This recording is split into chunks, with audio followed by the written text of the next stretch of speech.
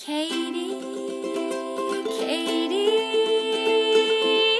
let it out with Katie.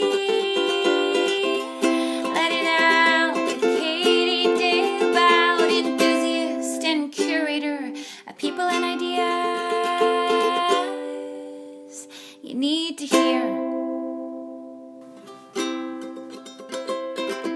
Hi, welcome back. You are listening to Let It Out with me, your host, Katie Dalebout, and I talk to creative people, I talk to fascinating people, I talk to funny people, I talk to really great people that I want to get to know more. So instead of just giving the baseline of who they are and what they do, I have these really long form, about 2-hour conversations with anyone who I want to get to know more, and then I record it so you can get to know them as well, and then I can get to know you, and it's this wonderful thing that I do. It's actually my favorite thing that I do, so thank you for listening. If you're new, I'm really glad you found the podcast. This week's episode is really fitting because it's one of my, I started this kind of like a mini series where I talk to people here in the place that I live, Detroit, and I called it Highlight Detroit. And I haven't done it in a while, but today is one of those episodes. Someone that lives here, I recorded this in person a couple months ago. And it's fitting that this episode is airing today because this is my last week recording the intro living here. Next time we talk, I'll be in New York, which is cool and crazy. And I'm really excited about my move, but I'm really excited about everything happening here, and I think that I'll be back, I'll be visiting, and I still will do these Highlight Detroit episodes because there's just so much to highlight here. Like today's guest, Courtney. She is also known as CV, and she is a curator of food and people and places, and that's just what it says in her Instagram profile, but she is actually way more than that. She's really fascinating, and you'll hear her entire story told by her in just a second in the episode.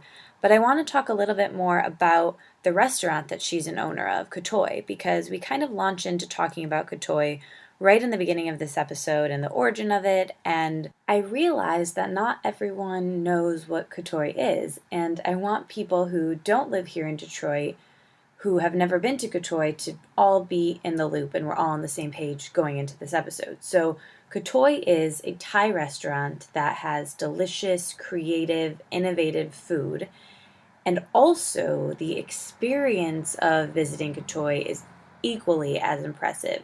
And that, the experience part of the business in the restaurant, is what Courtney, our guest, focuses on.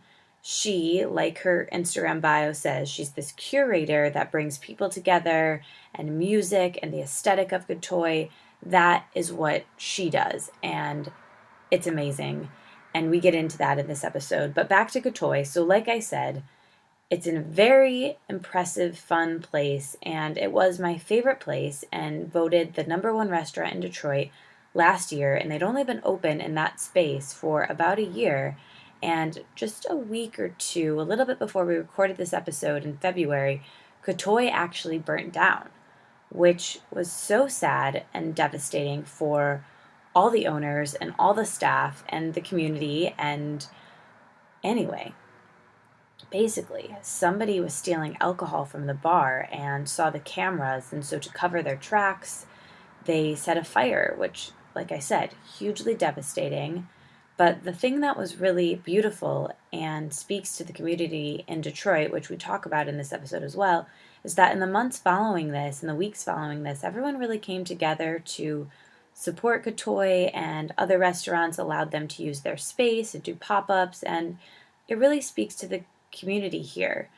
And if you want to go to a pop-up of theirs, actually, if you're listening to this the day it comes out, tomorrow, June 8th, they're doing a pop-up at MoCAD, the Museum of Contemporary Art Detroit, and I'll link to that in the show notes.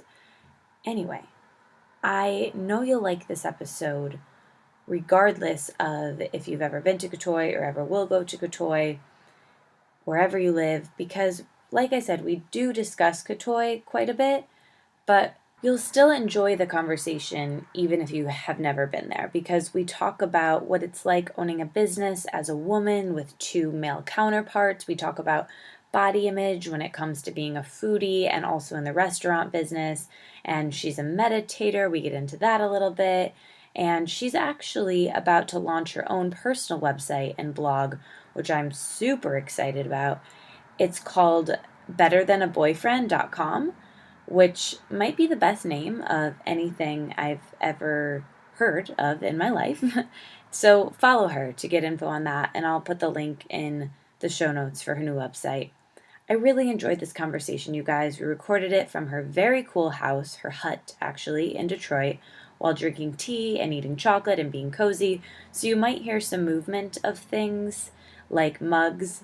I tried to edit most of that out, and I think I cut out most of it. And I actually cut out some candid moments from the beginning and the end, and I put them at the end, the very, very end of this episode, after the outro, after the sponsors, after the emoji. So if you want to listen and eavesdrop on a really candid part of the conversation, that's there. And speaking of sponsors, before I get to the sponsors of this week's episode, I just want to say thank you to everyone who sends me the emojis every week.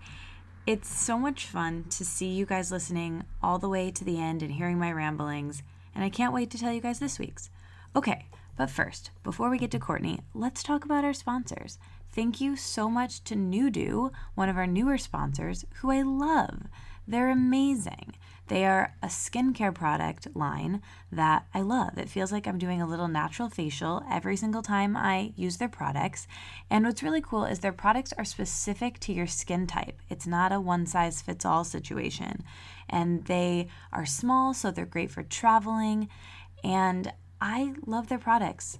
Our producer, Amanda, also loves their products, and I think you will too. So why don't you just try them out? Because you can get 20% off your order just for listeners if you use the code LETITOUT at checkout. And it also supports the show. And you get these great products, and you can actually feel that they're natural when you use them on your skin. They smell great. I love them. One of our favorites, Amanda and I, we love the eye cream. We also love the Natural Beauty Serum. And the cool thing is that they give you a 60-day, 100% money-back guarantee, so you actually have nothing to lose. 0 things to lose. So use the code LETITOUT if you want to try Nudu. That's NUDU, and the link is in the show notes. Our other sponsor, I also love so much. I've loved them for a while. You've heard me talk about them for a while. It's Care of supplements. We all you don't need supplements, but it's probably good to have supplements because we miss a lot of nutrition in our food sometimes. We can't get everything we need in food. So if you go to takecareof.com, you take a personalized quiz, or you take a quiz and then you get a personalized recommendation of exactly what your unique body needs supplement-wise. And, what I take, what Courtney, our guest, takes supplement-wise, what you take, it's all going to be really different because, we're all different people, you guys. So that's why taking this quiz is really great, because they ask you questions about your lifestyle, your diet, your stress levels, and from there, they curate this really great little package of vitamins. And the thing I love about them is aesthetically they're beautiful. They come in a really nice box. Their packaging is on point. They even say your name, and we all love things that say our name. And you can actually get 50% off your first order when you use the code, which is Katie. It's Katie, my name, Katie, and that's 50% off your order. So that's half off, you guys. You might as well try it if you haven't already. I really love them, and keep using the code if you're ordering. I think that they're great. They're so great to work with. I'm so grateful for Care of. I'm also grateful for Nudu. Make sure you guys check out the sponsors and at least look them over. All right. If you still want to sign up for Kim Anami's Vaginal Kung Fu course I talked about last week, the link to that is in the show notes. You can still do that. Enjoy this episode with Courtney and stick around at the end, because other than telling you the emoji, I am going to tell you who's going to be on the show next week, because I'm really excited and I want to share and tell you a couple more announcements. So I'll talk to you then. Can we start with talking about the amazing hut that we're in? Mm-hmm. And how long have you been here? I've been here since September. And you're from Detroit. You grew up here? Yeah, I grew up in Royal Oak, and then Oh, was this on, by the way, or should I read? Oh, we're good. Oh, I don't need any to be near a microphone? No. That's crazy. I'll put it a little bit closer, but... Wow. Sorry, I love that thing. I know, it's very large. I grew up in Royal Oak, and I moved when I was 18, and I moved to Chicago for 2 years, and then I tried moving to California 2 times, and both times really weird things happened. I think the final time I got in a really bad car accident. Oh wow. And were you in LA? I was moving at the time. I was trying to move to Santa Cruz, and then I never got there. And my friends ended up moving to San Francisco, and I ended up spending. After I got in the car accident and moved back here, I would spend a lot of time going back and forth for a short period. I think I had this idea of wanting to live in both places, but mostly just ended up here. But yeah. I think the dream of being bi-coastal seems really nice when it's winter here. Yeah. Or I don't know. Or sometimes all the time here. Yeah. I'm thinking about that now. I'm oh, how can I love Katoi so much and I love everyone here, but how can I think of ways to spend time other places? Because I don't know. There's just a lot. Sometimes the energy here can be really... Yeah. I don't want to be the downer on the podcast. That's okay. Yeah. I think... And no matter where we were, I think it's always kind of I dream of being a location independent, with my career, so I can just be somewhere and have roots, but also travel whenever and live, get an Airbnb for a month here or there. Yeah. That sounds really charming when, in theory, which is something I think would always be cool. Yeah. Okay, so this is how I've been liking starting the podcast lately. Okay. Because I want to get into your background in Katoi and how you kind of got to being here and where you are and what you've built. But I like to start in the present. So Sure. What have you been learning or realizing or thinking about, contemplating in the last today or this week or this month, really recently? Oh, well, that's an interesting question. Personally or Katoi, because I feel they're kind of intertwined, but yeah, maybe one of each. So Katoi's been interesting because I feel a little schizophrenic because as a sort of organization, because the chefs are doing this residency at this place called Frame, which is a sort of revolver where they're being chefs in residency. So they're there cooking every weekend, 3 nights a week, but it's not necessarily Katoi food. So obviously my business partner, Chef Brad, has a team of really strong chefs, and they're all just doing menu development. So just they're focusing on that.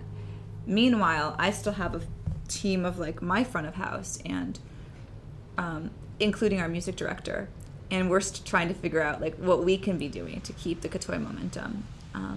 I think that's interesting about Katoi. Brad was doing these pop-up dinners, I was doing pop-up events, and I wanted to partner with him somehow, and it just sort of turned into a restaurant. But I think at this point we're reimagining focusing on events and doing things like that. So essentially navigating what Katoi is without a physical space. Yeah. And that's been my month in Katoi. I had a Thai massage today. I'm going to do a lot of yoga. I don't know. It's weird. Massages are the best. Do you go in Southfield? Mm-hmm. I go to the same place, I think. Yeah. Oh, I love them so much. Touch of Thai? Is it? It's the house I go to. I go to the house. Oh, House of Thai? Yeah. Maybe that's what it's called. It's something. It's a house. Yeah. Yeah, I love it. It's amazing. It's amazing. Yeah. It really is. I, 2 weeks ago now, which is crazy. After all this devastation, I feel I've lost my grounding. My boyfriend broke up with me for the 3rd time on a full moon. And so now I'm just all I can do is work and yoga, and Thai massages are amazing. I'm trying to work out all of the emotion. Yeah. Which is really... That's a lot. Mm-hmm. And one of those things is a lot.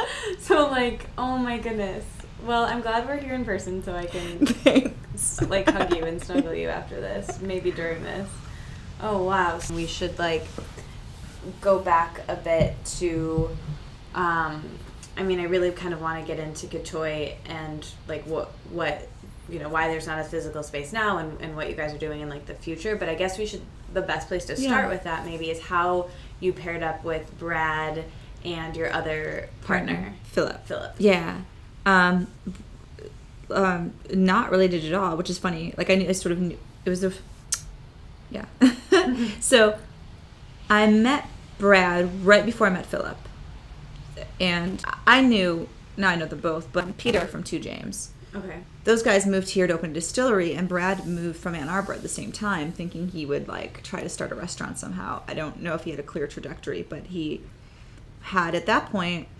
He was like a freelance graphic design business. Brad. Mm-hmm. Okay, so he wasn't cooking. He was cooking pop-up dinners. So he had been doing these pop-ups for years, and some of them like he would cater weddings and larger things for his friends. So I mean, as far as like pop-up chefs go, he was really ambitious, and he was getting some good gigs, and he was building a name for himself.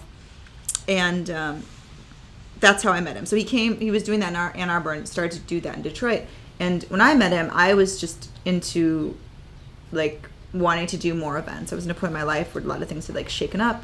So what was your career then? And were you always interested in bringing people together in community and events? Like how did, I guess before even getting to that, sorry to interrupt, but like how did you get into wanting to do events? Okay, so maybe we start there. Yeah, it was a really weird time in my life because so I had worked at Cafe de Mango for years, and just I don't know if you're familiar with this place, but it's this bar run by this man, Larry Mongo, and his wife, Diane. And it used to be only open on Fridays. Now, and then it was, when I was there, only open Fridays and Saturdays. I think maybe they're open on Sundays now, I don't know. But essentially, it was this like really amazing place for people to gather, because the drinks were strong, but I mean terrible, but it didn't matter because like everyone, like especially it was like New Detroit, it was just this like gathering space for people, and that's how I was really interested in bringing people together. Cool. And then I ended up working with a synagogue next door through Larry, and then doing events there, and I just had always been interested in bringing people together, like over food, drink, parties, whatever. Were you that way when you were younger, like when you were growing up in your groups of friends? Is that something that you like, where do you think that came from in you? I think so. I remember like my best friend Jason, he's the one in San Francisco. No, he's in LA, and he was in San Francisco forever, and then he moved to LA. I'm going to see him in 2 days. I'm really excited. Fun. But I remember our senior year of high school. His dad like lived up north or something, so he pretty much lived alone. So we'd always have like, I'd always spend the night, and we'd always have parties over there, and I'd always like want to bring cakes and like I don't know. I think we were always like organizing and gathering people together. Is your family that way? Like Oh, not at all. I don't have like really any family. I grew up with my father, who actually like passed away around like right before we started Katoi. And I mean, my mother's a fine woman. I don't really see her that often. So it was something that you've just kind of like had somewhere innately in you, and then like cultivated and like grown as you like into your career, something that you just like loved as a hobby? I think so, yeah. I just like to bring people together. It's funny, like I realized that maybe I sort of created a little like family in Katoi, because now that there's no physical space, like I'm like, oh, like I really liked being there like on Saturday nights, even if I didn't always have to be, just as much to see guests that came in that I really like adore, like our regulars, but because I really love everyone that we work with, and like I really value them, and I like spending time with them. All the coolest people. And yeah, I can say that because they're pretty amazing. And so I think it's this idea of maybe like not having a family, wanting to constantly surround myself with people that I care about. That's interesting. And so that's just, and then there was like, I'm always interested in like spaces and how people gather, and sort of being bored with a lot of things. And I would do these parties where I would like rent furniture to do these like, you know, like living rooms outdoors, and just strange stuff that like would just take hours and drive everyone crazy because they'd have to clean up, and like we're just like financially not feasible. And sort of that's what I was thinking, like, oh, I want to do more like events that change the way people interact with each other and like see the world, and I want to like push people like there. And so I was like, we can get a food truck, Brad, because I loved his food and I knew I wanted to work with him, because this will be like a great accessory. Like, imagine we can take this food truck and we can do like parties in the middle of nowhere. And he was still a graphic designer, but also cooking at this point? Yeah, he was doing cooking pop-up. He was pretty ambitious with his cooking pop-ups. Okay. And so I think he thought I was crazy. Like, was just like, okay. Like, he's pretty, like, he's pretty subdued. So I think that in his eyes, he was like, okay, if you can actually get the funding together and get this truck, like, we can have a restaurant. Like, that's what, like, sort of he was thinking. Cool. And then at the same time, our friends at Two James caught wind of this, and they were like, okay, if you do get a food truck, you can be the food component here, because we don't have one, and people are getting, like, way drunk on spirits, so that's needed. So it was, like, the perfect storm of, like, Brad getting momentum with his cooking, and me wanting to, like, be ambitious about this project, and the guys at Two James needing food, and we did. We bought this truck, and Brad, what I admire about him is he could just cook anywhere. He was just like, okay. And he was mostly doing Mediterranean-influenced food at that point, but the Thai thing was something that he wanted to learn more about, and I think that's a fun part of the story, because he wasn't an expert on Thai food. He just, like, had been interested in it for years, slowly growing more interested. And this was because we started so small. I mean, we've been around now almost 3 years. It was a great platform to make mistakes, because if he did something and he didn't like it, he could change it the next week. Yeah. And there wasn't, like, a big startup capital, and there weren't, like, this fear. If, like, you know, if we had started a restaurant then, it would have failed, maybe, because there would be no opportunity for failure, because it wouldn't, maybe it wouldn't fail, but it definitely wouldn't be Katoi, because if you put $500,000 into something, you're definitely going to worry about if people are coming or what they're going to like, you know, as opposed to if you spend $16,000 on this food truck and you're like, just your main concern is paying your 2 employees. It's a totally different area for creativity. So did he go to Thailand, and where did he, like, pull inspiration from? So what I like about Brad, and I've never really met another chef like this. Actually, I think I've met one other chef like this. There's this chef.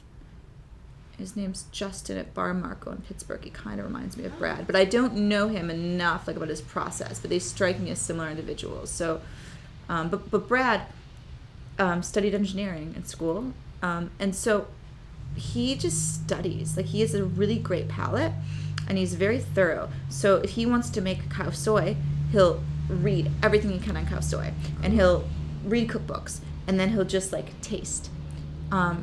And it's pretty incredible. So before Katoi, Brad had never been to Thailand. Brad never even left the country. He just was like this, like, food genius. He actually went to Thailand for the first time when the restaurant caught on fire. He was in Thailand when it happened. Really? He was leaving that day. And I had to call him and be like, just don't look at social media. It's going to be okay. Have a good trip. Yeah. Wow. That was good. Yeah. I thought that maybe he was, or someone was, because I remember seeing on your social media that someone was there. So, okay, so before we get into that and what that experience was like, how did Philip come into the picture?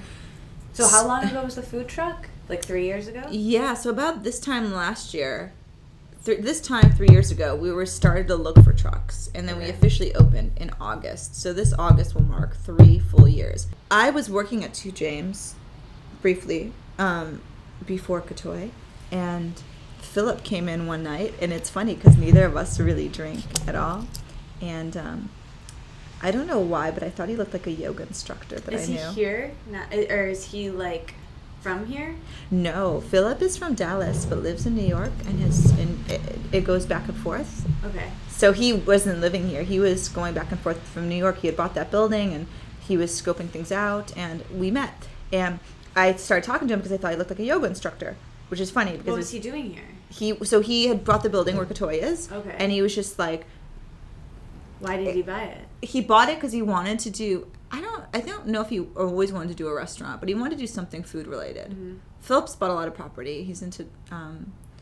he's really into architecture and space. That's, like, his thing. Cool. So he built this hut. This is his project. Yeah, we never really talked about the huts. I'm in a hut. We built We're it. tangential conversation. Yeah, We're going all around. This is a hut, this is his project too. Yeah. Philip has really great taste in architects. Yeah. And he likes, I was thinking about that today. I think he likes working with his hands. Not that he's not building these things, but there's a sense of like being grounded, and I think maybe that is for him. Yeah, like he's building like things, but like the process of grounding. Earthy person. Yeah, like you wouldn't meet him and you would go, oh, that's an earthy person. But some people, I think maybe because he studied philosophy, and some people are like so heady that if you think about like that, what he loves doing is building things. There's something maybe very grounding about that. Like that's how he keeps grounded. Because otherwise, like if you talk to Philip, he's sort of like a rabbi. Like I think he might float away because he just thinks so much. Okay, so you're at 2 James. Yeah. And he comes in. And so he comes in. I thought he was a yoga instructor. He was not. But we just became friends. I emailed him and I said, oh, when you come to town, let's go to a dinner together. And I think the next time he came to town, we went to a dinner at Brad's. That Brad was doing Revolver. Oh, okay. And which is Revolver's a space where they have different chefs every weekend. We just became friends. And then when the food truck started, he, obviously he came to visit us and he was like, wow, this is interesting. You guys are doing this food thing. I have a building. I want to do a food thing. Maybe you can consult with me. And then that sort of turned into like, why don't we just do this together? Because we're all already like, we're building momentum with this little thing we've started. Why stop it? Yeah. And that's that. I guess let's bring people up to the present. So Katoi, well, maybe first of all, I could try to explain what Katoi is, what it was when there was a physical space, and then we'll get to, kind of the present with it. But it would be easier. I could just gush over how much I love it and the experience for me, but I think it would be more interesting if you explained Katoi, like in your words. How would you describe the experience that Katoi is, like the food and then also the space, and there's obviously so much more to it than the food which is like your focus. That's interesting. I don't know how because so it's like it's hard for me because I mean the heart of Katoi is obviously the kitchen because I don't make anything. I'll tell you, the kitchen. Brad and his team make this incredible food. But I think what's interesting about Katoi is that you have all these other people putting their energy into it. So if you start with the space itself, we worked with this really incredible architect named Ish, who's a good friend of ours. And he designed the space so that people could interact with each other. I mean, he's very thoughtful when he thinks about things. This idea of like chambers, feeling low to the ground. You've noticed that no one ever has no one's ever staring at a wall when you're inside the dining room. Yeah. So he took great care to design a building that would sort of foster conversation and dialogue and getting people to be a little bit uncomfortable and talk to each other. And then, of course, I love introducing people to each other. So that's a whole component of it. This idea of, I think the forgotten element in a lot of restaurants tends to be front of house. There's this focus on, obviously, chefs. We recognize there's this system of like they're artists, whatever, not whatever, but people definitely recognize bartenders as being artists. But I think there's when it comes to front of house, there's been a lot of conversations locally about service. And I think it's because we don't really have any way to measure service, at least locally. Because for me, the front of house is like one of them. I mean, the people we work with front of house, we call them guides, not servers, first of all. And they're all very passionate people. Most of them are still working with Katoi in some capacity now, but they're all artists or musicians or they have things they're really passionate about. Most of the time, the one joining factor is that they're very good communicators. So they're passionate about foods. They have to know the menu really well. They have to know the bar menu really well. And then they have to explain that to people and make them feel really comfortable. And I think acknowledging that is such a vital part of Katoi is what makes Katoi special.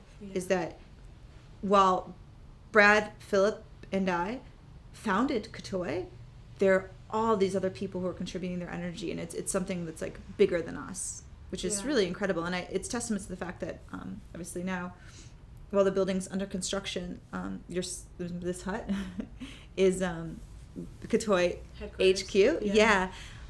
We've moved our office here, so my 3 main front of house staff are still working with me, and they come in 5 days a week. Our music director is still here, and the bartenders. So they're just as much as this team as anybody else. Cool.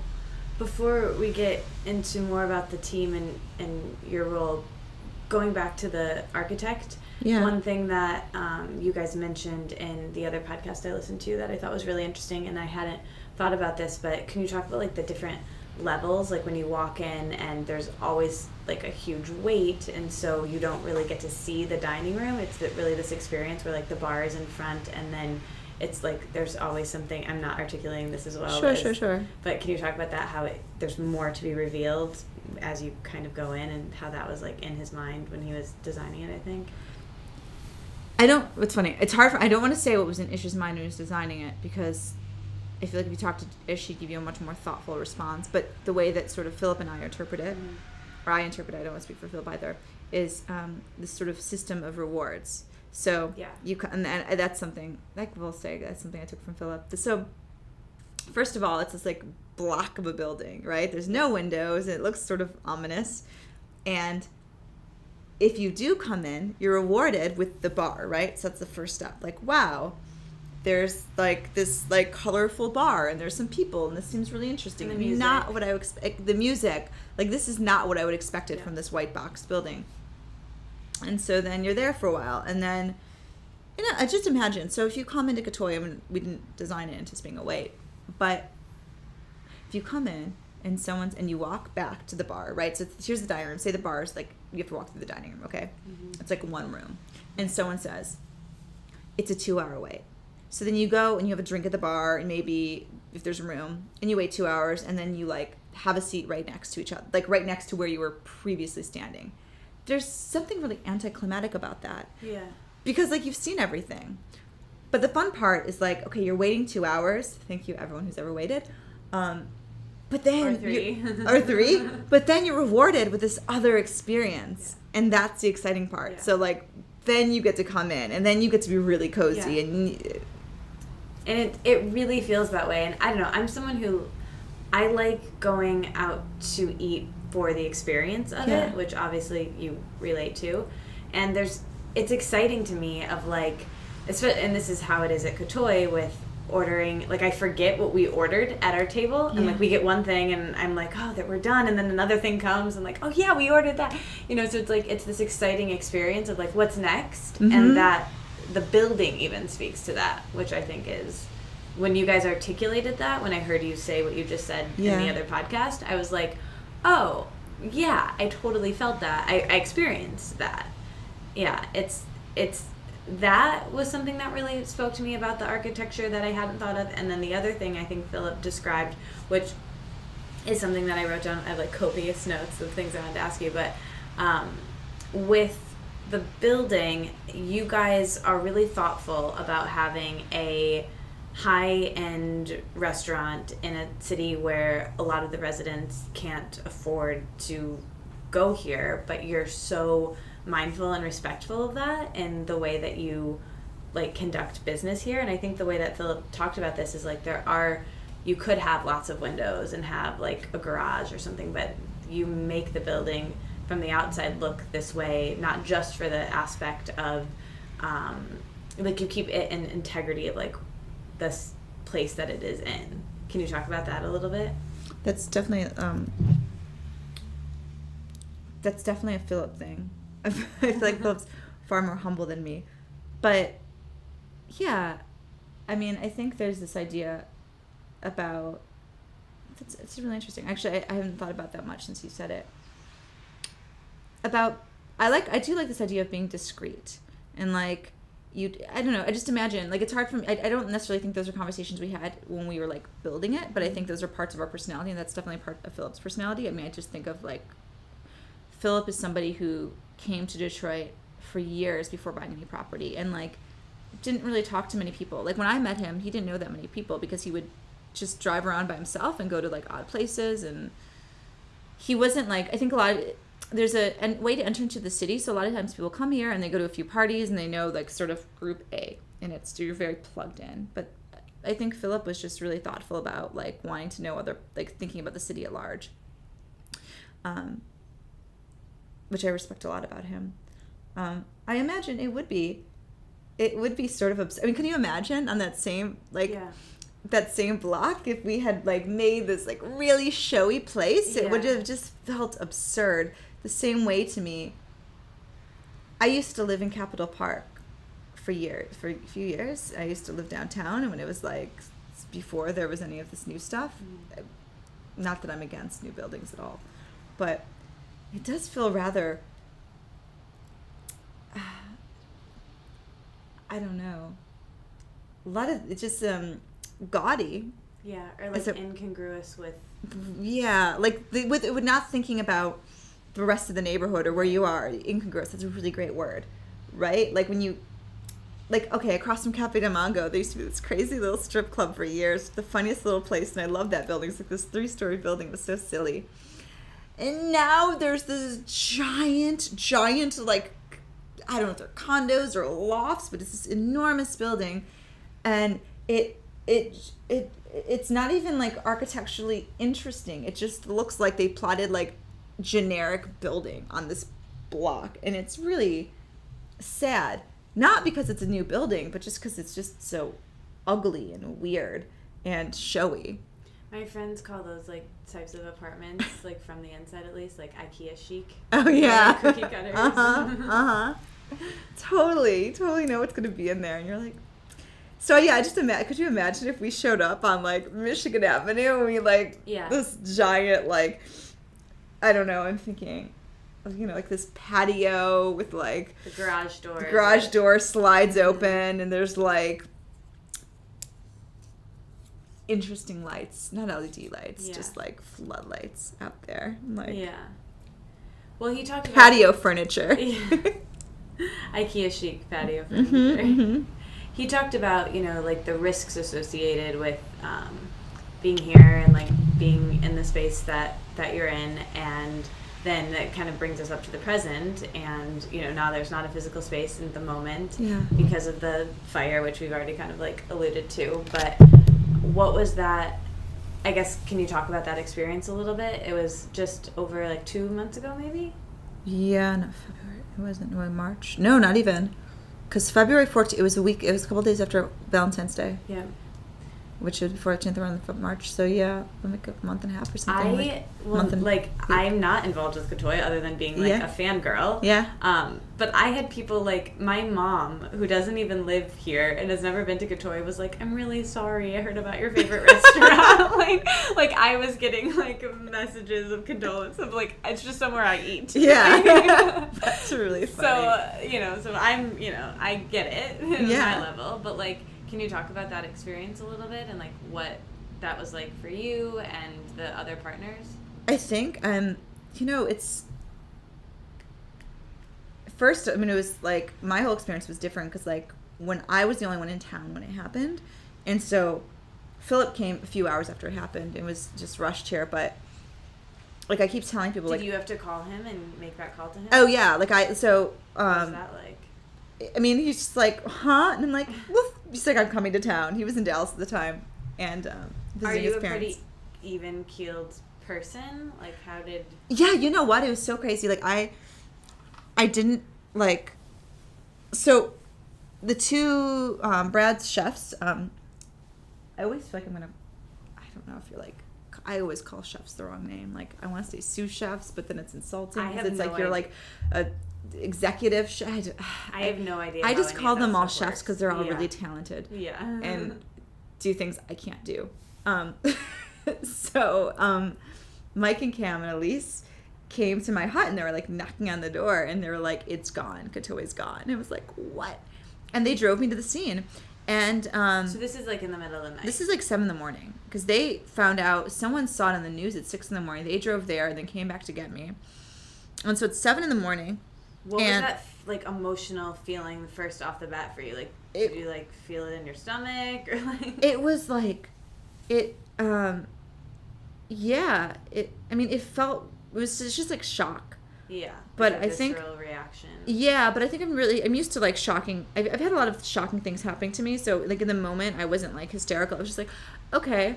And I remember like going to the like being in the investigator's car when I got there, and then like texting my boyfriend at the time, and like he came over, and like when I got out of the car, like everyone from Katoi, like all the chefs, the kitchen was there, people who worked front of house, people just kept showing up to be like, what do you need? What do you need? And like everyone was there. We're like, oh wow, like look, our place is on fire. Like let's. And then I remember like going inside with Stevie and again, boyfriend, and just like it just was weird. Like this place that like you like I was here last night and this is like dark and like wet and it's like everything's black. It was sort of jarring, but this place that's home. Yeah. But at the same time, it was like, wow, no, everyone's okay. Like, literally everyone's here. And we were just like, I think our immediate, like, response was, like fight or flight. We're like, okay, like, what do we need to do now? So, like, Philip came to town. And we're like, okay, let's have a meeting. Let's figure this out. Like, where are we going to pop up? Like, that was sort of, like, the immediate thing. I was just like, what do we do next? Yep. And then Brad came to town a couple days later. Brad, I haven't had a chance to spend a lot of time with Brad since then. Because we've all been, like, immediately figuring out what we're doing next. And I know he's been working at Framed. And I know he's probably in a lot of ways more sensitive than me, so I'd be interested to see if someone can pry a conversation with him, because I'm sure like that's like his kitchen. He feels devastated. I think Philip is not. I don't know. I've had my car broken into. I've had my house broken into. Katoi's been broken into. Like there's a certain level that I'm like, it's never okay, but I'm just like, oh, okay. But I think for somebody like Philip, who's not from here, who's from, some places like Dallas or like New York, like I couldn't imagine like downtown, like, I don't know, like in Manhattan, someone like breaking into your place and lighting it on fire. Like it's just sort of something that not everybody is used to, nor should they be. And I think that maybe, and he mentioned this in the other podcast, but just this like level of like knowing people can act like that is sort of disturbing, or that people are like in situations where they don't, not to say like, just like we're in a situation where people just don't value things, that somebody was at a place period where they could steal like liquor and then just think like, to cover my track, I'm just gonna light this fire, like this place on fire, because it means so little to them. I think that's the disturbing thing to all of this, is that like, the state of people. Yeah, but on the flip side of that, we've seen because of this, or like, in spite of this, like we've seen in the community and just the Katoi community alone, like so much positivity from this too. So can you talk a little bit about that and like how the Detroit community and the restaurant community reacted after the news was out to everyone, and like what's been happening like since that happened? Sure. And I should say though that like when I'm talking about that people are capable of that, I think that's the sort of points to this larger issue that at the end of the day, we do live in a city that is really poor and really desperate. Yeah. And when you and that people just have a different relationship to objects and things, and that like somebody who just is very desperate isn't going to value my restaurant the same way I am, or somebody who eats there is. And so it points to something larger, that maybe these are things we should all start addressing. Yeah. I don't know how to do that, but they're definitely, it leaves a lot of questions to be answered. But yeah, it was incredible after the fire. I mean, I didn't even have a chance to process, and people were already starting fundraisers for us. People were raising money for our front of house, and like other restaurants were donating their spaces to do pop-ups. I think of all of them, like the one at Grey Ghost was the most inspiring to me, because they just let us use their space, front of house, back of house. It's amazing. Those guys are really, really incredible. I really admire them. The amount of it just shows like, wow, when we can organize, we can really organize. Like, what else can we organize? Let's think about this. Yeah. What do you see? Do you think that this will make Katoi stronger and better, and what do you think this happening will do for the future of Katoi? I know it's a really hard question, but sure. I think it's like any other shakeup. It's forced us to be stronger. So right now, most of our kitchen, our full-time chefs are doing this residency at Frame, and it's forcing them to write a new menu. It's forcing them to work as a team and write a new menu every single week, so they're staying athletic and they're just honing their skills. Similarly, I'm still working with my front of house team, and specifically our music director, Allie Berger, to create events and to do this sort of, because that's what I love to do, and to be able to really hone in on what we do as organizers. So you can only imagine that if we can like stay fit without a building, how much stronger we'll be when we move back in. So that's it's a big challenge, but that's the hope. Is Ish rebuilding the renovating the space? Yeah. Now? Is he the one you're working with? Mm-hmm. Ish is great. So I think the fun, but the good part, one of them to all of this, is that we were in a space for a year, and we now have the opportunity to reimagine what did and didn't work. So architecturally, it's great. We could say, that these bathrooms, first of all, truly, the bathrooms are killing me because they were never designed right. Or they're designed right, they were never built. They were never built to Ish's designs, I should say that. I like that. I'm just going to focus on the bathrooms. But, yeah. Wait, so, I thought the bathrooms were, like, amazing. Oh, it's the mirrors that are amazing. Okay. It's the mirrors and the tile. The bathroom made me, like, cry because they, like, the garbage can, there was never, like, a built-in garbage can, and the situation, people would just, like, throw garbage. It just, they always got messy, and the sinks were falling off. It was just a mess. But and other things. Exactly. But no, we get to reimagine all the things that weren't working. Is it going to be very different? It'll be different, but it'll be Katoi. Yeah. So same vibe. Yeah. Like, we're not going to... Yeah. We're, like, not getting rid of the LED lights and, like, putting in disco balls or something. Yeah. Or, the like, booths making are staying. the patio with the... Yeah. We're opening the whole thing up. No. It'll be a little different, but just sort of like, the upgrade. It's kind of like the ultimate experience of what we were talking about the, like, bigger reveal. Like, yeah. I'm already right now excited. I got my gift card. Like, yeah. I'm already excited for... That'll be the biggest reveal, yeah. like coming back to the space after so much time. While we're talking about Katoi for a second, I want to, like, talk more about you specifically, but the name Katoi means lady boy, mm-hmm. right? Yeah. And I think I heard you talk about this, of, like, how you guys came up with that, and then how I don't think you knew this when you named the food truck and then eventually the space Katoi, but it really works well with, like, the feminine energy that you bring to the partners and the masculine energy that they have, and kind of how that all links together. Can you just talk about all that? Yeah, it's sort of, the name came to us. Again, I didn't think we just, on some level, like the way it sounded, and we're sort of drawn to it, but there is this level of, like, I think we've been aware of,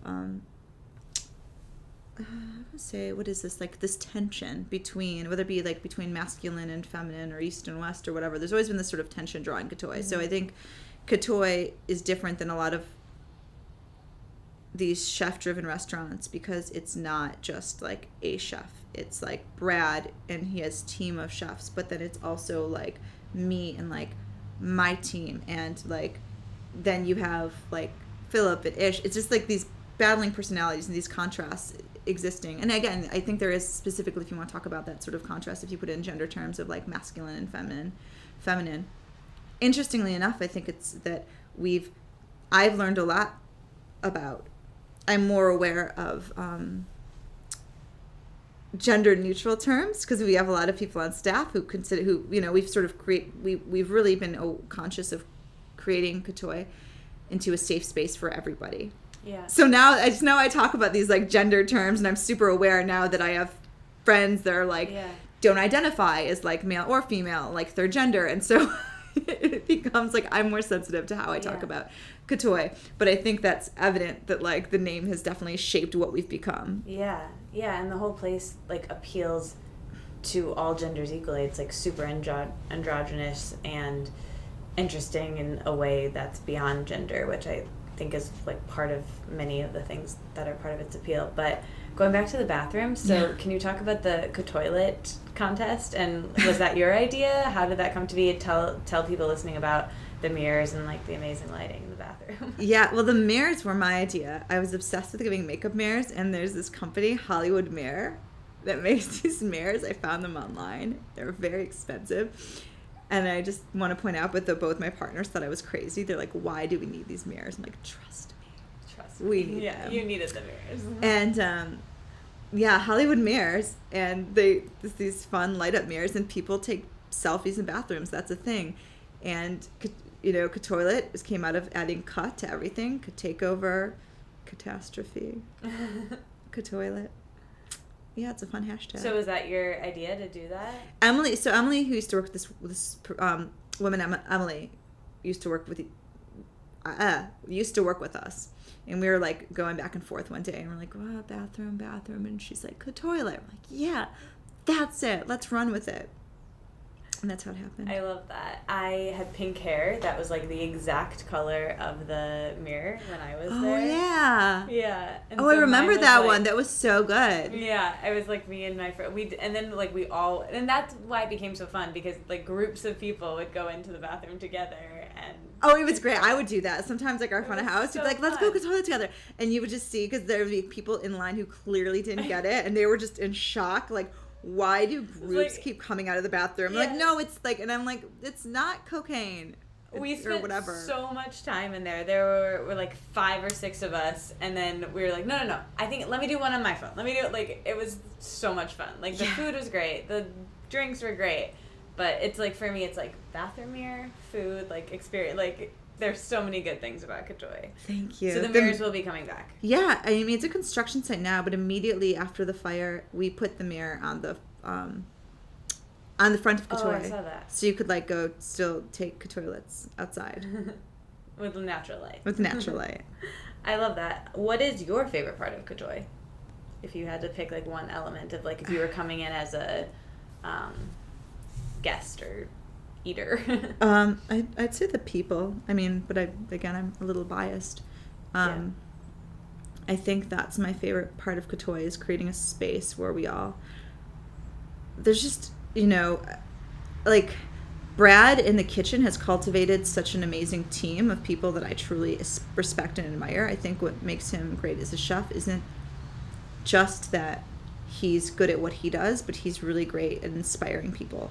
So you have a kitchen full of really great characters, but front of house, like everyone else in that building, like everyone there is there with a purpose, and like they're people I want to be around. Like that's the best part to me of Katoi, is like the people you get to meet, and not just the people who work there too, but the people who come in there. Like that's been like this past year, I've made so many amazing friends from Katoi, just people like guests who've become good friends of mine.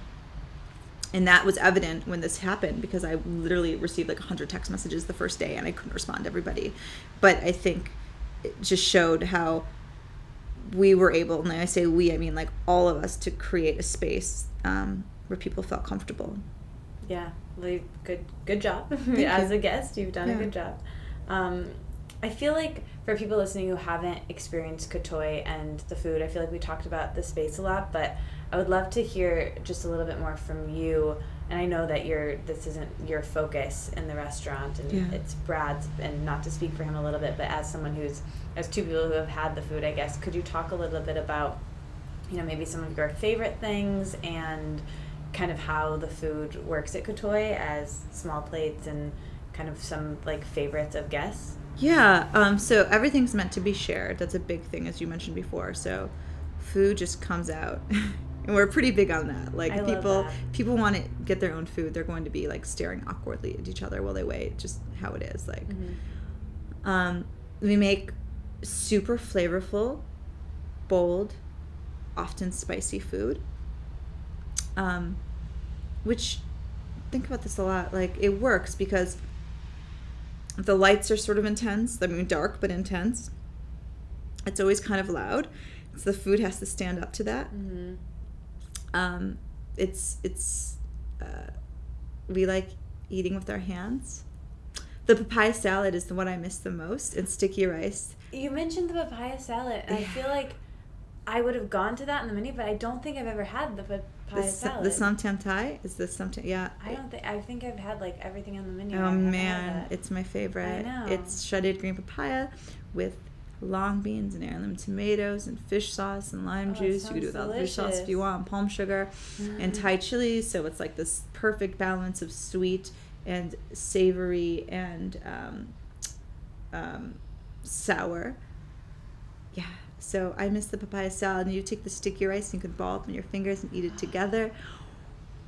A big favorite of everyone else I know is the chickpea tofu with the sweet. It's like this Burmese dish.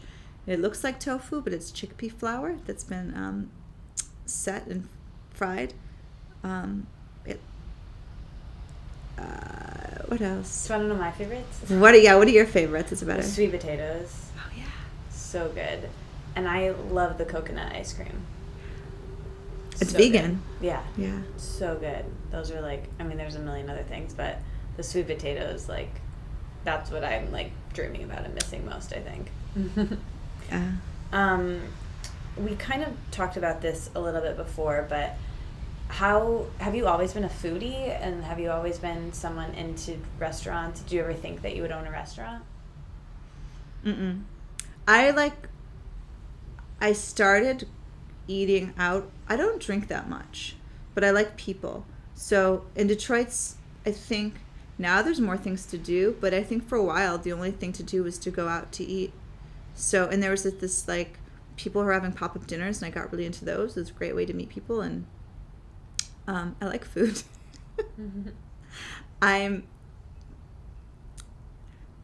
But I like a lot of things. I also like music a lot too, and I it's hard for me. Like Katoi, I think of balancing all of those.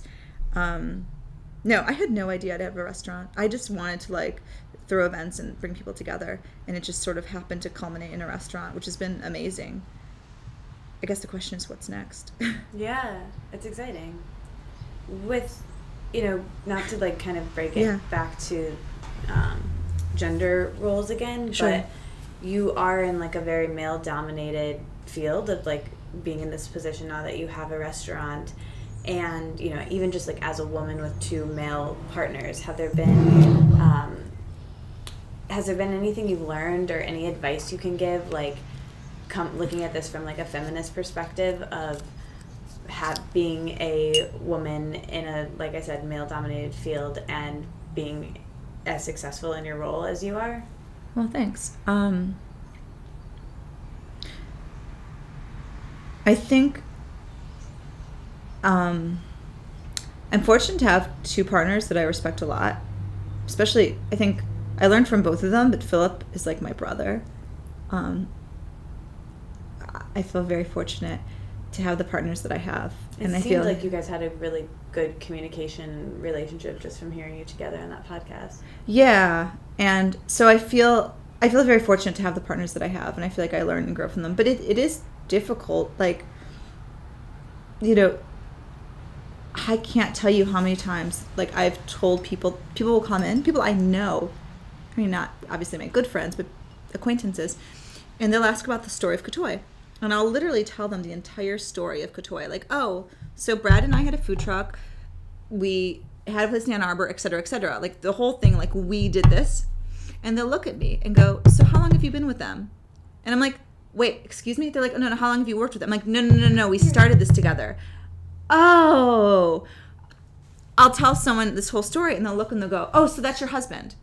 And like, no, all the time. Like, I can't tell you how often people will do that. Or they'll go, oh, so can I talk to, like, and and some of even, like, we've had past, like, employees that just wouldn't, especially, like, I think some men who just were like, oh, let me talk to, like, the boss. And you're like, what? Like, but yeah, that's the biggest thing. That stuff just makes me. It's interesting that, and it kind of, like, it's, because I have two male partners, but I feel like a lot of times there's this big, like, emphasis on, like, oh, like, female business owners in the city, and, like, not that I need validation, but it's interesting that, like, Katoi's never mentioned, because it's like, if you have like two, it's like almost like I'm like erased, but for whatever reason, because I have two male partners, that I just like don't exist, or like in people's heads I've like, you know, some magazine like renamed me Courtney Kafka or something like this. They literally like, or Henriette Kafka, they literally like married me to one of my partners.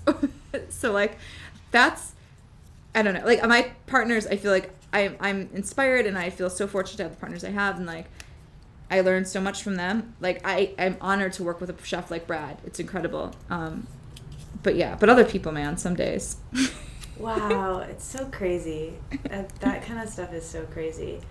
I always bring up body image on this podcast, and I always talk about that with the people that I talk to. I primarily talk to women. But as I've never had a restaurant owner on the podcast before, and someone who's around food and in a restaurant all the time and loves food, is that something that, has body image ever been an issue for you, or is it something that you struggle with, and how do you like make yourself feel okay with that on a, like, what are your kind of like mental tips for that? That's interesting. I'm kind of weird because I don't eat Katoi food every single day. Mm-hmm. Like, I'm really aware of, if my body doesn't feel good, then I can't function. I think a lot of times what I do is very, like, when I'm talking, engaging with people, or when I'm running around a restaurant, there's like this like level of like athleticism involved to that. And so I'm like super, and I always have been aware of like how I take care of my body. So I eat mostly vegan. I don't really drink. I drink a lot of like drought juice, green number 2. Oh yeah. And like I exercise a lot. I do a lot of yoga. I like to ride my bike. Yeah. So yeah. I mean I don't know, it's a weird way of saying it. So there's been times where like I was eating a lot, like for like, I don't know, like not as much body image. It's like if I'll go on a trip with Brad or Philip, or I'll go together, they'll just like, just eating so much. Like when you travel with chefs, like the amount and I like just of eating, like after like 3 days, I'm like, I'm done. I just feel deflated. So you guys go to other cities to just kind of like check out the scene and get inspired? Yeah, we have, not as much recently. The last time we were all together was in New York, but definitely like before we opened Katoi, and hopefully there's more of that to come. We've all had a crazy year. But yeah, like traveling with the two of those two is just like chaotic to me, because like I'm like, not chaotic, but just overwhelming. So yes, I am not eating Katoi food every day. Mm-hmm.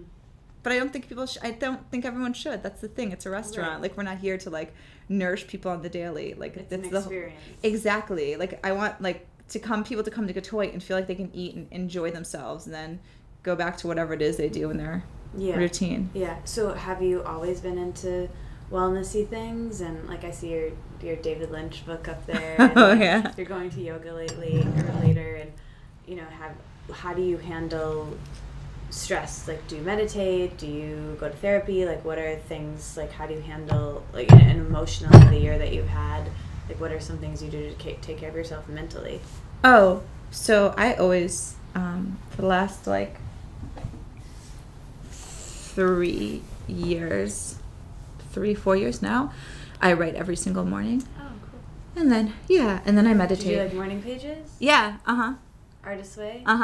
Which is funny, because I heard a lecture with her before I even read the book, and so I started doing it before, and I actually haven't made it to the whole book. I just have incorporated the pages.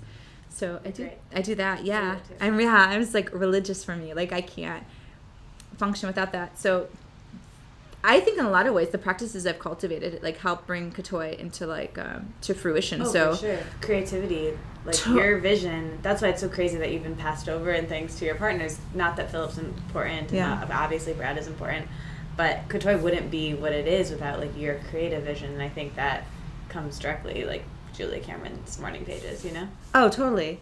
The thing I was mentioning before, we were talking about like right before Katoi. So when I met Brad, my father was actually dying. He had cancer, and it was really crazy. And I had, I was working these like retail jobs forever that I didn't really care for. It was okay. I met some really amazing people. Yeah. I was working at Aveda actually, and but like, I don't know, a couple months before I met Brad, I went to Peru for this like ayahuasca retreat.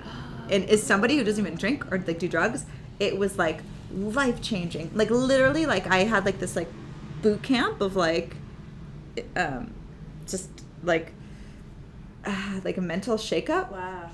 And after when I stepped away from that experience, I said my entire life is going to change. And literally, I quit both my jobs. Like, I quit working at Cafe de Mango. I quit, like, the retail job I had for 5 years.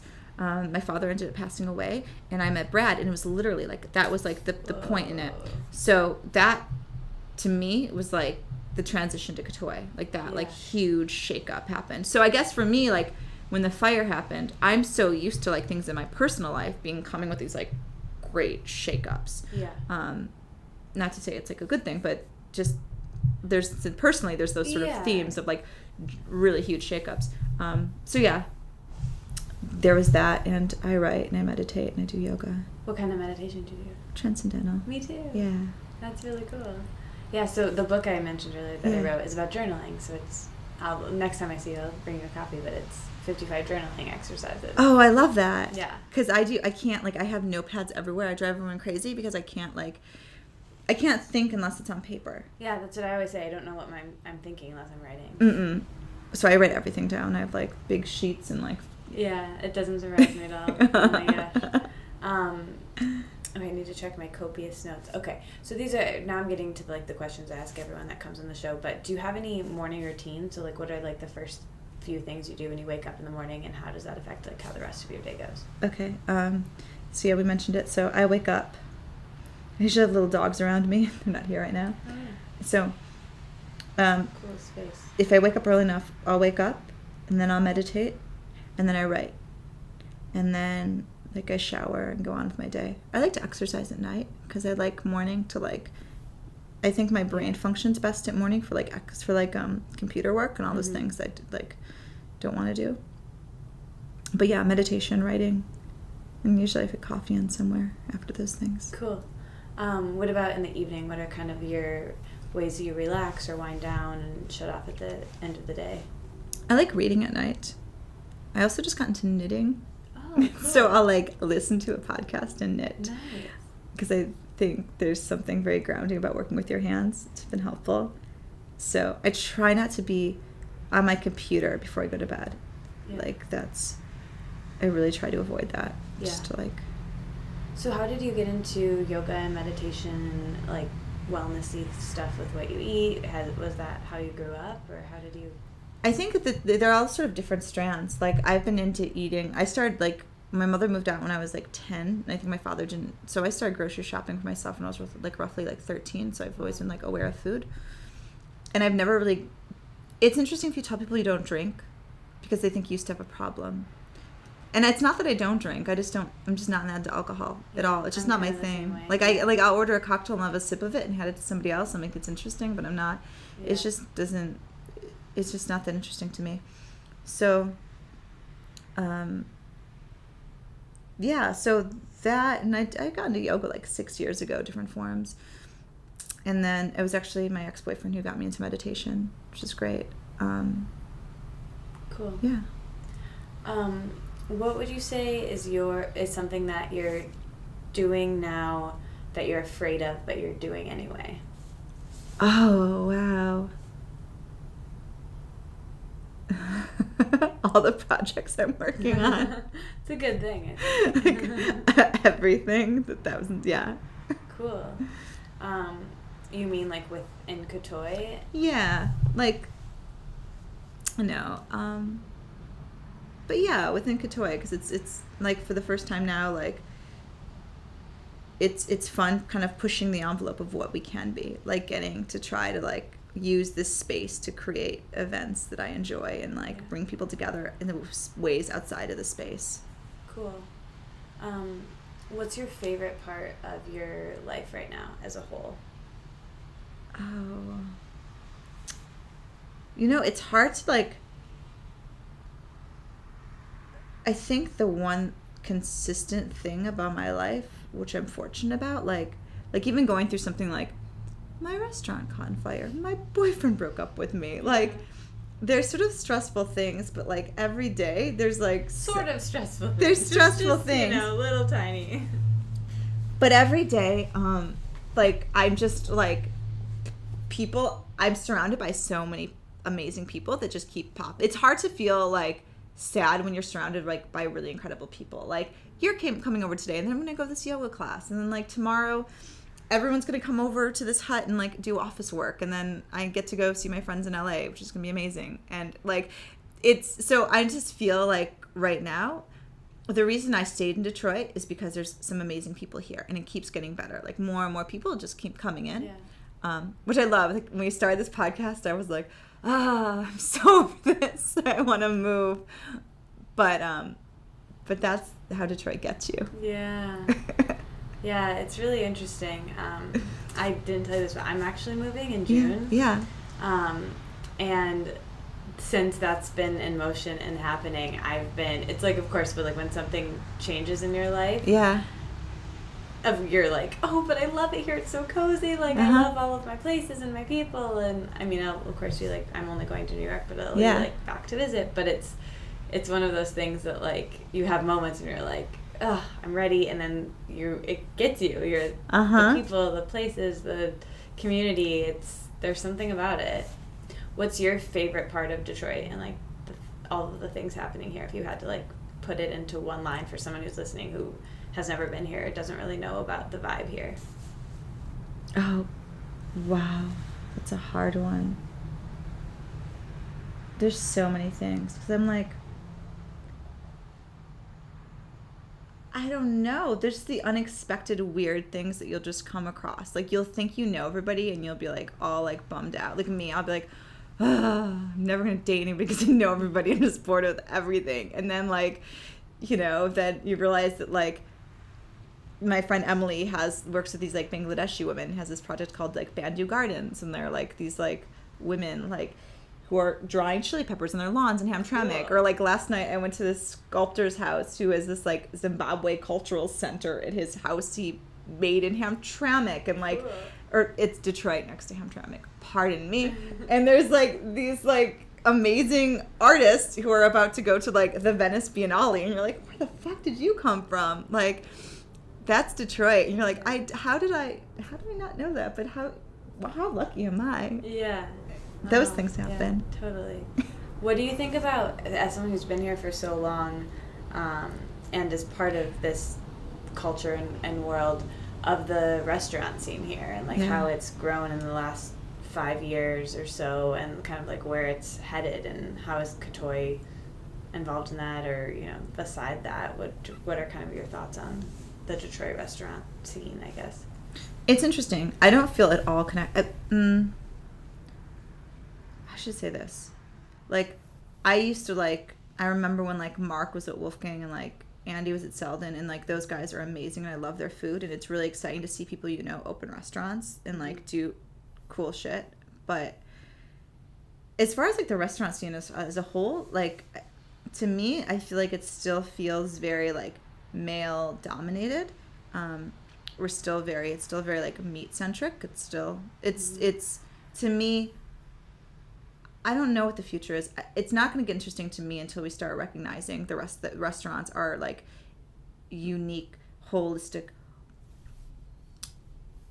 Until we start looking at restaurants holistically and thinking about everybody who contributes to them, and like what purpose they serve besides just giving you good food. Because I think food by itself can get boring. And I think what I really, again, value about Katoi is that it's like all of these personalities and people who are expressing their art, right? So whether you're expressing your art through your, some of our part-time servers help us like, with like our design, or maybe make apparel or whatever, or you're expressing your art as a chef. I think this idea of elevation, to me, like, I think that's what restaurants should be getting to. Or that's what I try to do with Katoi, is this idea of creating elevated experiences on every level and empowering people. Because I think just like the standard idea of just like, I don't know, I think we need to reimagine what a restaurant could be. Yeah. Oh, I love everything you said there. Going back to specifically about being really meat dominated. Yeah. That's something that, as someone who's not super into meat, maybe one of the many reasons I love Katoi. Yeah. But like you said, there's definitely more of a swing towards having options, and being like Katoi is so, I brought my friends who are like super gluten-free, and they were completely fine sharing, and everything was great. And I think more restaurants are aware of these different dietary things, but how do you kind of see that as being something that's valued? Like, is that a big thought at Katoi?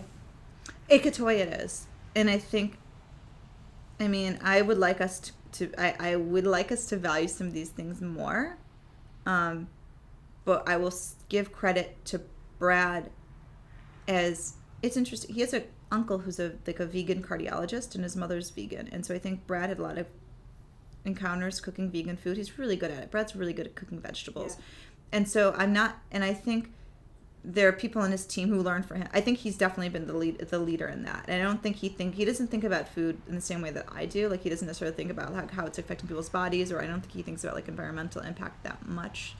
I shouldn't say make him sound like a monster, but he does value it's not his first priority. Exactly. His first priority is just making taste. things that taste great. But he's also really good at cooking vegetables, and he has no problem cooking like vegan or vegetarian stuff because he knows how to make it taste good. And so I think we've been very fortunate to have him, and I think he inspires the people on his team, because I think overall like the mood in Detroit still isn't. We haven't like transitioned. But I think as people everywhere start to value it more. Yeah. Here it's something as well. Okay, this has been amazing. I'm having so much fun. Let's wrap up with the quickfire question. So you can just say like the first thing that comes to your mind. Okay. Favorite color? Red. Favorite day of the week? I almost said Wednesday. Wow. Just came out of you. Yeah. Freudian slip. What's one thing you wish more people knew? Oh, about plants? I wish more people knew about plants. Cool. Including myself. There we go. Yeah, me too. What's one thing you wish people knew about Detroit? It's a fun place to be. Cool. What's one thing really you wish that people knew about you that maybe they don't know? Oh, I wanted to say some things tonight, like I'm not married to the chef. Yeah. There we go. Yeah. What about Katoi? That we started almost 3 years ago, that we've only been in the building maybe a third of our time together. Yeah. What is the best and the worst advice you've ever received? Oh, that's loaded. Worst advice. The best advice. I think people give me advice all the time. I don't know if I take it. So I feel like it's not my fault. It's... Really? You have to answer that? Yeah. Best advice. To listen to your intuition. That's always good advice. People always say that. Like, listen to your intuition. They're like, oh, you know the answer. And you're like, God damn it, I do know the answer, but I don't want to take it right now because so that's always the best advice. That's non-advice advice. That's like actually always good advice. Exactly, right? But it's always right. You know, Yeah. like you're upset with someone, you're like, should I call them? They're like, you know, what do you think? You're like, well, I think I shouldn't. You're like, exactly, right? Yeah. So like you always know. And when you're asking, you don't want that to be the answer they give you ever. No. And maybe the worst advice is when I'm trying to think. Yeah, I don't know. Well, if you think of it. Downer. What about advice about hosting events, like to amateurs or just to like people in general? What is something you've hosted like so many events and brought so many people together? What is something you can give about that?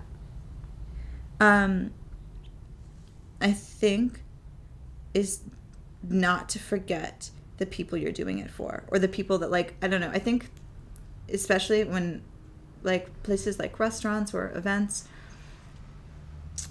or any time that like, I think so many of us interact, I'm sure with you, with your marketing job, right? Like you interact with people like all day long and they tend to become like emails. Like sometimes you think of people as email threads. And so remembering like the human connection that like, oh, these people are coming to this space that I've created for them. Like, let me not forget that they're people, or this person on the other end of an email is somebody that like really cares about this, and like, let me not forget that I'm fortunate enough to get to work with this person. So I think like the human component is something really worth reminding ourselves about. Yeah, that's really interesting, and it made me think of like, I love that, thinking of people as people, which sounds so silly, but we forget, especially with social media and with being on our phones. What are your thoughts on social media? I want to know that separately, and then also, you know, is that the social media experience, is that kind of a thought in having your business and creating events? Like, do you, like, I guess answer both of those questions separately, or they probably fit together? I think, social media has been really good to us. I've met a lot of people through social media.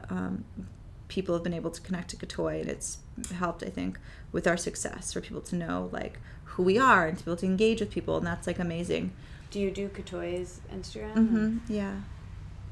But I also think that social media can like create, sometimes it's like the dark side. You can like create too much noise. Like, I have to remind myself during the day not to check my Instagram because I'm going to see something I don't want to see, or like I'm going to lose track of time, or just like it's just noise clogging my brain, and I can't function right. So I think it's used with caution. Yeah. Okay, this is a question I ask everyone, but I'm really excited for your answer to this. So you're having a dinner party, and you can invite 5 people, dead or alive, people you know or you don't know. Who would you invite? What would you cook or eat? And what do you hope comes up in conversation, and what do you not want to talk about anymore? Oh God, I feel very vulnerable, like telling you this, because I'm like, oh, we're letting it out, exclusive. I think I want Julia Child to cook for me, just because how fun would that be? Whatever, maybe just like eggs, like she can give like the omelet tutorial. That could be really fun. 5 people, dead or alive. Okay, so I'd have to invite, I'm like a dick if I invite Brad. I was like, I have to invite PK. I'll invite Brad too. He could help Julia cook. Yeah. Actually, Brad would have I could just imagine Brad have really snarky commentary the whole time. That would be really funny. Like, oh, she did it wrong. Are you guys really close friends too? Yeah, we are. I don't see him as much just because he's been like busy. Mm-hmm. So, and I think I annoy Brad more than I annoy Philip. Philip's like, it's like we have like some like super kinship where I like honestly feel he's like my brother. Okay, so I'll take those 2, and then that's weird because I don't know, like that's the thing. I always get this dinner party question. Like, someone wrote a book I like a lot, right? Right. Okay. Would you want to have dinner with Would them? you? Yeah, and you're like, because you might just be really disappointing. Because I have friends, like I was like, my friend Graham, like he's cool. I like his music, but I don't equate them as being the same. And sometimes I feel like he doesn't really eat, so I don't know if I want him at my dinner party. Yeah, totally. You have to. That's a really good point with this question. Like, there's people who I really like their creative work, but I don't know how fun they would be, and then if they weren't, it might make me like their creative work less, and I don't really want that. So it's like, this is hard. Just making a list of them. Like, I had dinner the other night with Bridget Rousseau and her husband Dan, the 2 of them, and they're really lovely, and I admire her so much, and him. What does she do? She's the, I'm gonna fuck this up, head of marketing for Shinola. Oh, but cool. She's just like just an inspiring character. So I'm like, oh, I'd always want to have dinner with them. Trying to think, like I'm thinking like my favorite bands and things. I don't want to ruin it. Yeah. Like I don't know. Like that's a really hard question. Yeah. Well, if you have the 5 people, whoever they like are. Mark Twain, doesn't everyone want to eat dinner with Mark Twain? I don't think I've ever gotten that one before. I mean, I definitely want to eat dinner with Mark Twain. Yeah. Yeah. Or, I mean, he could be a real dick. We never know. Yeah, but he would say some quippy things. Yeah. Or, I can give this. Oh, Gertrude Stein. I'd like to eat dinner with Gertrude Stein, actually. Like, I'd like to eat steaks with Gertrude Stein. Now I'm getting into this. Vivian Haywood, because I don't know much about her, but she was T.S. Eliot's first wife. Oh. And so that could be kind of fun. But like, I wouldn't want T.S. Eliot to be there. She'd be like me and like Vivian Haywood. Yeah. And some other people. It sounds like you want to have more like one-on-one dinners with people. Yeah, I mean, we can invite other people. Like, maybe with the Gertrude Stein one, we can invite, like, Picasso. Oh, that could be fun. That could be really cool. I feel like this is my opportunity. This is where I'm failing. I'm supposed to have, like, more interesting people. No, this is I'm great. like, oh, what obscure artist could I invite? I don't know. I guess it would depend on who's there, but what are a topic that you would love to discuss at a dinner party and something that you don't want to talk about anymore, that you're, like, done talking about? Oh. I don't want to talk about Katoi. What else could we talk about? We could talk about anything, really. Cool. Like, any famous farm? Do I know any famous farmers? Who really likes plants? Do you know Lisa, who owns Pot and Box? Oh, yeah, I know Lisa. Yeah, she knows plants. I'm trying to think of, like, famous people who really into plants. Yeah. There's not, like, a Jane Goodall of, like, plants. Jane Goodall, that'd be fun. Yeah, she'd be cool. That's a good one. Yeah. Okay, what's the best thing you've eaten in the last week? Oh, Danielle made hummus. Danielle Ooh. who works with us, was really good. Yeah. Just like chickpea hummus? It was chickpea hummus. Cool. It was good. Yeah. She I know made there's it. like so many different like things you can do with hummus. Like I've seen like zucchini hummus and like It's a whole. Yeah. Some people would trendy. argue that maybe it's not hummus. That's true. Mm. That's true. Okay. Now this is the time where you just like recommend things in different categories. So I'll prompt you. So music, something you've been listening to lately, or a favorite artist or band, or something you want to recommend to people. Oh, I like the new Zuzu Berlin album. Cool. Yeah. Cool. What about movie? What's something that you like is a favorite movie forever, or something you've seen recently that you think people should watch? I like seeing things at the DFT. What's It's great, the Detroit Film Theater. It's a great film theater. Never been. But I've been trying not to watch movies lately. How come? I don't know. I feel like there's been like times when I watch movies with people that I just watched a couple like weeks ago. Like I was going through this period in the winter, like watching movies and being like super cozy, but then I also feel like it like kind of makes me slow. So I've been trying not to like get in that mode, because then I'll just I'll be kind of lazy. Not to say that movies are a lazy medium by any means, but I've just been trying not to watch them recently. Yeah. What's like do you have a favorite movie of all time, or something that you think that you like watch over, like you can watch again and again? It's like cozy to you. I have books. I read the same poems over and over again. Yeah. Like, what are some of your favorite poets? They're so cliche, but I really like T.S. Eliot. I like Matthew Dickman, and I've been reading Frank O'Hara, and I always like to go to bookstores and find other books of poetry, like new contemporary poets that I enjoy, but I haven't memorized them, so my brain's blanking right now. Yeah. It's a really weird question to ask, because I always feel like nervous, especially if you go to like a bookstore and like they start asking you, like when you talk to poets about poetry, you feel like you're like, oh man, I'm not doing this right. Do you write It's like record poetry store. ever? Yeah. Yeah. That's cool. What are some of your favorite books, or books that like you think people should read, or any book you want to recommend? Yeah. What am I reading right now? I was reading a book of like Peruvian myths or something like this. I like mythologies a lot, and I was reading a book of like Thai mythologies. It's really beautiful. That's interesting, and maybe could like somehow come into Katoi in some way if it resonated or something. They're my mental. Yeah. I've been reading Lunch Poems by Frank O'Hara, and what else? I know I'm reading something. I'm reading a book on chakras. That's cool. Nice. I don't know. I have a lot of books, and like I know, and I've read a couple good ones recently, but I can follow up. Yeah, cool. What about food? What is like a food that you love that's like your favorite, or something that you think people should try? Mm-hmm. Do you cook a lot? I mostly eat vegetables.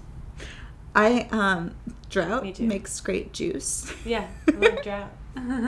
I like the cacao tree in Royal Oak. I kind of wish there was something like that here. Not kind of, I do.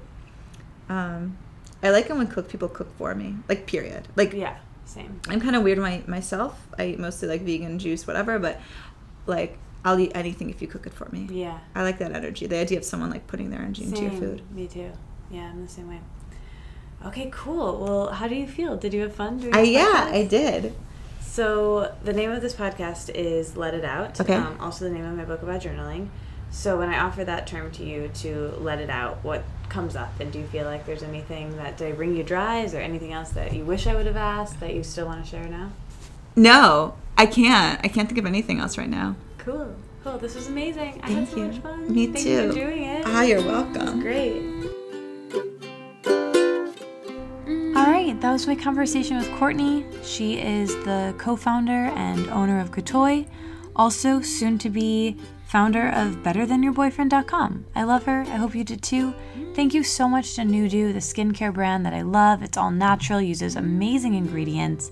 And you, for a limited time, being a podcast listener, can get 20% off your order at nudu.com. That's nudu.com. For 20% off, use the code LETITOUT at checkout. We really love the eye cream in this family. We really love the beauty serum. And it feels like a facial every time you use their products. Speaking of products I love, thank you so much to Care of Supplements for sponsoring the podcast. You guys are great. Go to takecareof.com now to get your personalized recommendation. How do you do that? How do they know? Here, this is how. You take a quiz. You take this quiz, you answer questions about your diet, about your lifestyle, about all sorts of things, and then they curate for you a personalized package of vitamins with your name on it.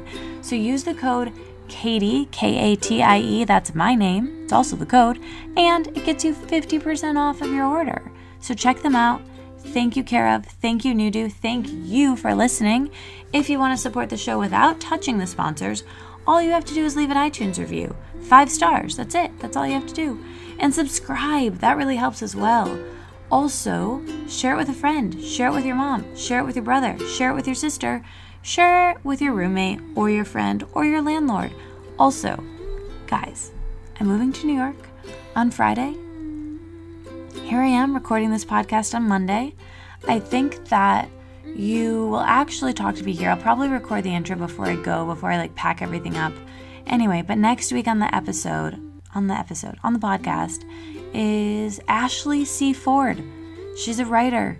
She is a badass, and she talked to me for an hour and a half, so maybe 2 hours. She's great. I'm really excited for you to hear that episode. Probably one of my favorites I've ever recorded. She was someone I've wanted to have on for years, and I finally did it. Her writing is really meaningful to me, but you'll hear all about that next week. In the meantime, tweet at me, Instagram at me, the ramen bowl emoji. It has 2 chopsticks on top of it, and there might be some steam.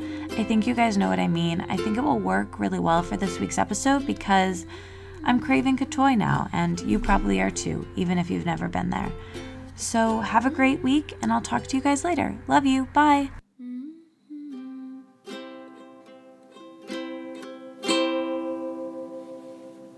It gives me a reason to be able to sit down, like we're doing right now, and sit down and have a conversation with someone that I really wanted to and find interesting, and under the sense that people are listening to it, which gives the reason to be able to do things. And even when I've had on people, I get to talk to people that I don't know, but then when I have on friends of mine doing cool things, people that I do know really well, I'm able to ask questions that I might be too embarrassed to ask while we were out to dinner, brunch, go a little deeper into why they are the way they are or whatever. And I think that I love about the podcast, but I don't know, I like the long form conversation with a person. I think it's an interesting,